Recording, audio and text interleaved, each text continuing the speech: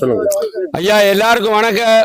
நான் மேலூர் தாலுகா சர்வடி பஞ்சாயத்து வடக்குள்ள வீட்டுல இருந்து பேசுறேன். பூரா விவசாய துறையை சேர்ந்தவங்க தான் இந்த ஏரியா பூராமே. நாங்க கரும்பு பயிரிட்டோம், 10 வருஷம் உழைச்சிட்டு கைக்கு வர போற நேரத்துல பூராமே மழையும் புயலுமா அடிச்சு பாதிக்கப்பட்டு போனோம். கண்டிப்பாக இதை பார்த்து வாழை, கரும்பு, எள்ளு எல்லாமே பாதிக்கப்பட்டு போச்சு, பெரும் லெவல்ல பாதிக்கப்பட்டு போச்சு. இந்த நீங்க பாருங்க, எந்த கரும்பும் நிலையா நிக்கல, பூரா படுத்து போச்சு. இதை அரச கவனத்துக்கு கொண்டு பார்த்து எங்களுக்கு எல்லா சம்சாரிக்குமே நீங்க உரிய இழப்பீடு வழங்கும்படி கேட்டுக்கிறேன். அடுத்தபடியா மேலூர் தாலுகா பொறுத்தளவு விவசாயமா இருந்தாலும் எங்களுடைய வாழ்வாதாரமே இந்த விவசாயம் தான், கரும்பு வாழதான். கண்டிப்பான முறையில எங்களுக்கு இழப்பீடு வழங்கணும்.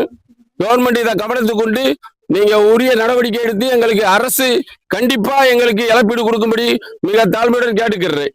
அங்க கரும்பு 50 சென்ட் கரும்பு போட்டிருக்கான். அதுக்கு சின்ன பயிர்ல இருந்து வேலை பார்த்து உரம் செலவு, வட்ட செலவு எல்லாம் மறந்து உரம் எல்லாமே கொடுத்து வேலை பார்த்து தோகடிக்கிறதுக்கெல்லாம் 50 சென்ட்டுக்கு 25 பேர் செல்லும் ஒரு வேலை பார்க்கறதுக்கு.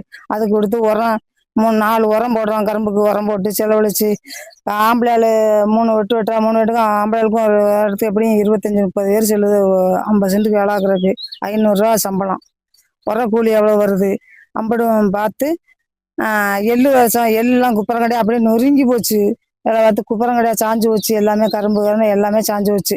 அதுக்கு என்ன பண்றது அப்படின்னு இருக்கேன். விற்க போனா விற்கிறதுக்கு வாங்க மாட்டேங்கிறாங்க. அது கரும்பு சாஞ்ச கரும்பு, நொறுங்கின கரும்பு யாரு வாங்குவா? வாங்கவே மாட்டேங்கிறாங்க. அப்படிங்கிறனால நாங்கள் என்ன பண்ண முடியுமோ அதுதான் பண்ணிக்கிட்டு இருக்கேன். அங்கே கடனை உடனே வாங்கி நாங்கள் உரம் செலவு வேலை காசெல்லாம் கொடுத்து ஒன்றும் பண்ண முடியலை. நாங்கள் என்ன பண்ணுறது?